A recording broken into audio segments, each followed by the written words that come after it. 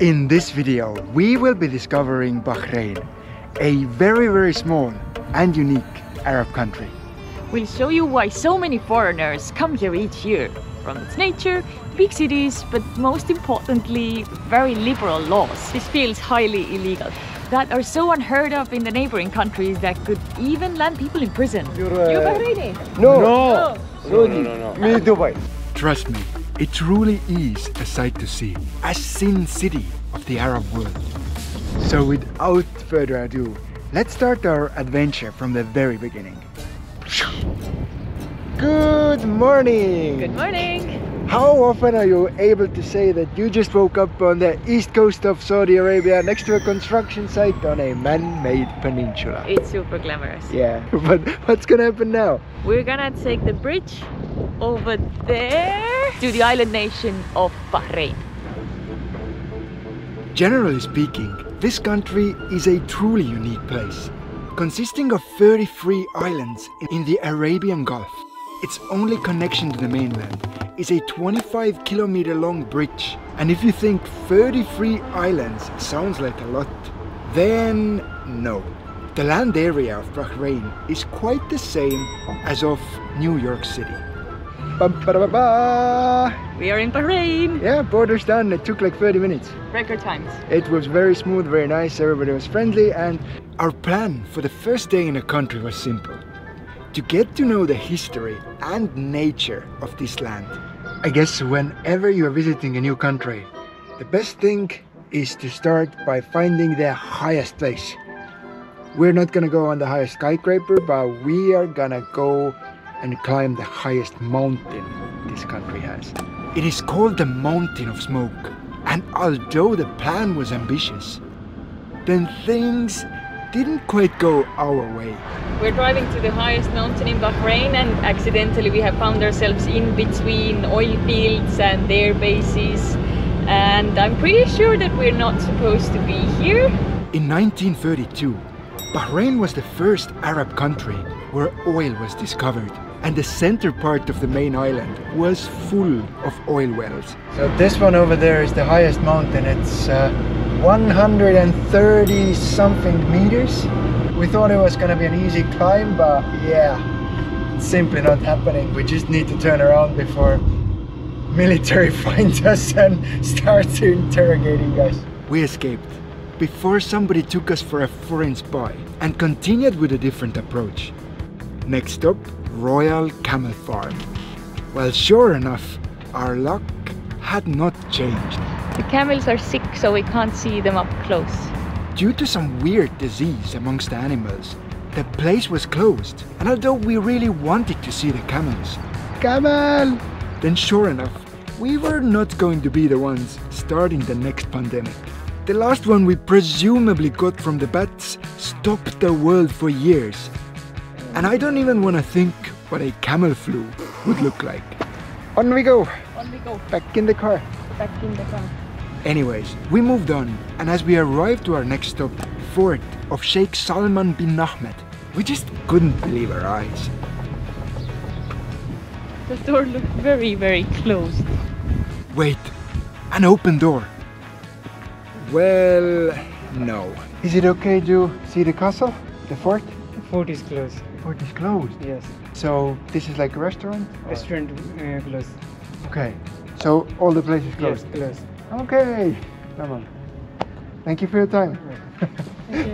What the heck was happening? Was Bahrain closed for the winter season or something? And to somehow keep up the spirits, I kind of turned to bad jokes. Lisa, what do you think? Are you a primary girl or a side chick? What do you mean? No, primary girl or like a side chick? Primary girl. I think there's a school for you. Really? Really? I'm sorry.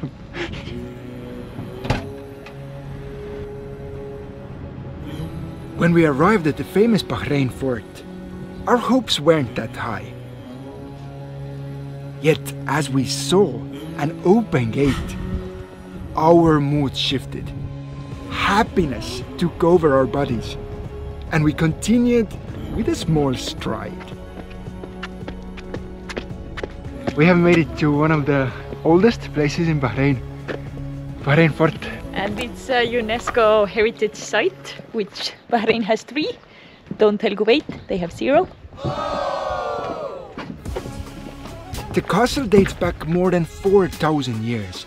And the Tilmud civilization, they're mentioned in the Epic of Gilgamesh. So they had trading relations with other nearby civilizations like Sumerians, like with the city of Uruk, with the city of Ur. It's really quite fascinating. Quite unlike many other Arabic nations around Bahrain, they take a lot of pride in their history, also the history that happened before Islam. And this here is a very good example of it. But as we soon realized, this small difference was only first of many that make Bahrain so unique among other Arabic nations. And the next difference did not take long to present itself. Please don't shit on me. She meant to say poop. As we were not quite ready to discover the so-called sinful city on the first day, we headed south, until we started hearing the sound of waves. Let's go to the beach. But just before we could get our toes in the sand, yep, surprisingly, there's a ticket for a beach. So how it works here is beach costs $5 per person, which seemed quite expensive, but they give you like coupons for this money. So on the beach cafes you can buy stuff for this. Due to the so-called winter, which means 25 to 30 degrees sunny days, the beach was nearly empty. But this was far from the biggest surprise. I see a naked lady, I see a lady in bikini, I see a lady in bikini. Is it okay to be on a beach without clothes, in like almost bikini, something like this? Oh yeah, the beach allows that. Yeah, Yeah. it's not from the pond. There. Yeah, exactly. You're most welcome. Thank Enjoy you, yourself. guys. And after the confirmation from the security guard, time to go and change our clothes. Oh hell yeah! Bahrainis, unlike many other Islamic nations, are very liberal towards other customs and cultures. And although of the months in the Islamic world, it even felt a little strange being in our swimming wear, This feels highly illegal. then still, we took full advantage of it. I can't believe we can do this. It feels so weird.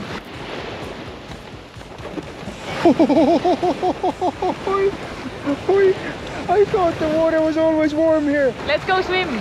Don't be a pussy. What say you? Swim, yes?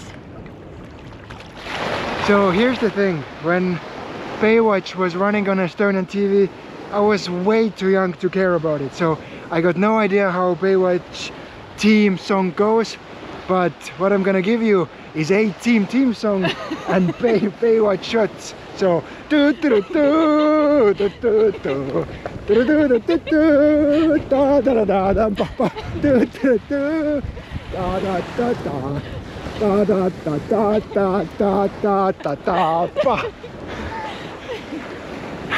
you're welcome. We finished our time on a beach with a hot coffee. I'm not addicted, I just like the taste. You're a little weird. And it really felt amazing being there. But believe it or not, even half-naked ladies on the beach were nothing compared to what was waiting for us in the capital city. But before heading there the next morning, there was one more intriguing part of Bahraini nature we needed to see. It's located right in the middle of the desert, between all the oil fields. And few kilometers before arriving, we started seeing thousands of campgrounds. There's signs out, you can just rent yourself a tent for a few days, you come here and you relax next to the oil fields. With amusement parks and food trucks, it felt like a weird desert community. You see, camping for locals is more than just a hobby. It's a way to connect with their history and ancestors. And the winter here is camping season. We're here! We have arrived. For many, this tree is a true miracle. So this tree behind me, it's called Tree of Life. It's 450 years old acacia tree that it has survived in the desert. Nobody actually knows how, because there's no obvious sources of water anywhere. Through the years, it has given rise to many legends. Some say that it's a magic tree that can pull water out of dry sand. Others think it just lays in a place where Garden of Eden once was. The soil here is just magic, and that's how it gets water. What do you think? I have a theory that since there's so much oil and gas around here, like coming here it was only oil fields, maybe the tree has just learned how to drink petroleum. Drink petroleum, exactly. Yes. I wouldn't go near it with a lighter. It even has a 24/7 security guard who seemingly thought that we were suspicious and followed us for quite a while.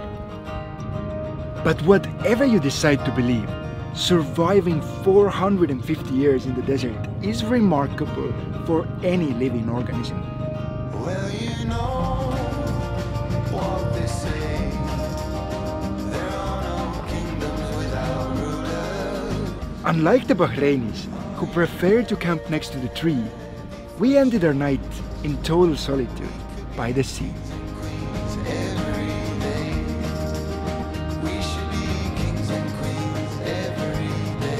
Feels like a pretty nice spot. Like planned before, the second day was going to be about Bahrain's capital. Babe, do you know where we're going next? To the city. No, next we're going to Manama Market. Manama Market. Just as a context, capital of Bahrain is called Manama. Did you like my joke? Manama. As we took to the streets of the capital city, we started noticing many unusual things. All together, there's about 1.5 million people who live here in Bahrain. But out of those 1.5 million, only around 700,000 are local Bahraini. And you can see it on the streets as well. There's so many people from different ethnicities, different religions. Yeah, I know, you might be thinking that many Arab nations have huge number of expats. But here it felt different. They had brought their culture with them. The street smells like Indian food. Like masala. From smells on the street to religious places and dress code. But behind us over there is Krishna temple. And here we got Sacred Heart Catholic Church. But the differences go much deeper than we can see and feel with our senses. For example, dating and dating apps are legal here. And ever since 1976, being attracted to people from the same sex is not considered a crime in Bahrain. And even more drastically, although technically sex work in Bahrain is illegal, then it is hardly enforced. And sex tourism tends to be quite a big thing here. Signs of such different ways of thinking could be seen all over the place. Rasta clothes, Bob Marley smoking a joint. I can't believe what I'm seeing. I think we're not gonna go in there to show you what happens over there, but it's an American brand, and let's say the girls who service you show a lot of skin. Simply put, I couldn't work here due to my bodily dimensions. And of course, it gets a lot crazier as the night falls. But before the dark, let's have a look at the city itself. This is how she looks from afar. Manama, like many other cities on the Gulf, looks big and modernistic. We're standing between skyscrapers, and its skyline is full of skyscrapers, and many big shopping malls are scattered all around the place. But what came to us as a surprise was how hard it was to find actual Bahraini culture. For example, the shipyard we found on Google that makes the historic boats. We are at the Tau shipyard, and Taus were ships that this area was known for because, well, the Gulf countries are all next to the sea, so they were known for their fast ships and durable ships, and it's a specific kind of technique to build a ship. Those ships and pearl diving used to be a huge part of the local culture before oil. Yet the shipyard felt like an unwanted memory. It looks a little bit more like a garbage yard. Or even finding local food was extremely difficult. We're now gonna have a little lunch in a famous cafe called Haji's restaurant. Sadly, our streak continues. Turns out the national food, pretty much like the most common and most Bahraini food, they don't have it. I do understand that biryani is very common in Bahrain, but when traveling, we would like to taste local foods instead of the ones brought in by expats. Once we found a place that serves local food, so we got mezas, which is like Arabic appetizers, and local national dish, majbouz, makbous, which is rice, and then meat, prawns or chicken on top. Okay, in Bahrain's defense, the dishes were absolutely delicious. There's no denying it. If you order lamb in one of the Arab countries, it's incredible. And I just had a theory. Maybe most Arab countries have like made it illegal to go on the beach without your clothes because their food is so good and nobody wants to work hard to be in shape because it's so easy to get fat in those countries here.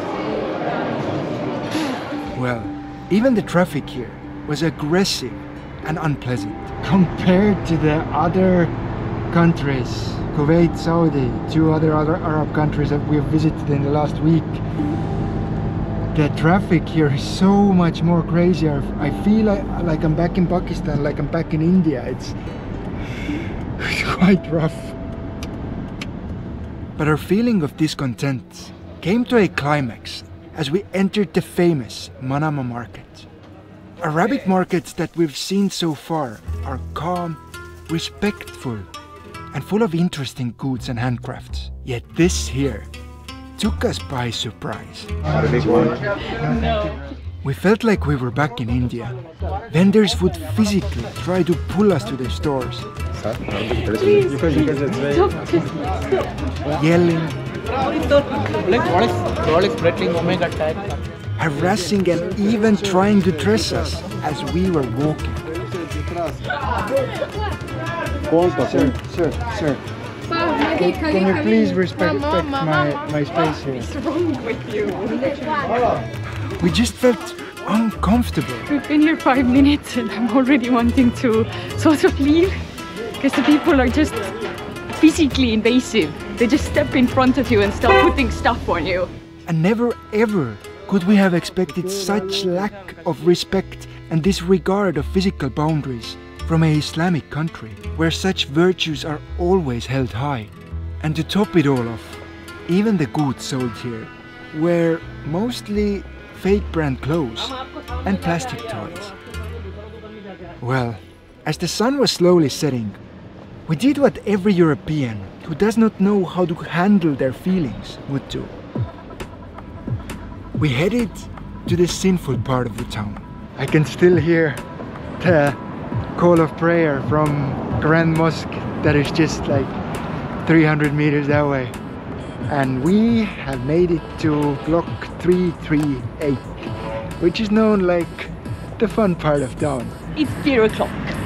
You see, the last big thing that makes Bahrain so different from the other Arab countries is the fact that alcohol is legal here. It's one of the most beautiful liquor stores I've ever seen, I think. Italian restaurant with red wine. Irish village. I'll bet my ass they have Guinness over there. There are dozens of bars and restaurants here, where every night thousands of people from the neighboring countries come to taste the forbidden fruit. Please don't picture me. You Bahraini? No. No. Saudi. Saudi? Yes, me Dubai. You're from Dubai. This district left of me is just full of nightclubs. And well, even without alcohol, Arabs tend to be quite open and cheerful people. But once they have a drink, oh darn, there's just no stopping them. You have baby? No baby, no. You should more baby. More baby. And the few encounters we had were really fun and joyful. Only joking. Yeah, there's no denying it. It felt pretty good to have a beer and watch football in a bar. But in all honesty, I don't think Bahrain is a country I want to visit again. Yes, I absolutely loved the liberal views towards certain human rights and customs. But at the same time, we barely got to see Bahraini culture. It was a weird mix of cultures, but it didn't work like a normal metropolitan city in a way that those different ethnic groups, Hindus, Christians, Muslims, to me it seemed that they weren't trying to together make this city a better place, but they just segregated each other to different groups. And you could see that all over the place. Room for rent only for Filipinos. Room for rent only for an Indian family. And the country, in my opinion, was lacking the unity that otherwise makes such multicultural places so unique. And of course, the mornings in Sin City are never worth it. Good morning. Who feels like crap this morning? Raise your hands. Who just understand why they don't drink alcohol often? Raise your hands.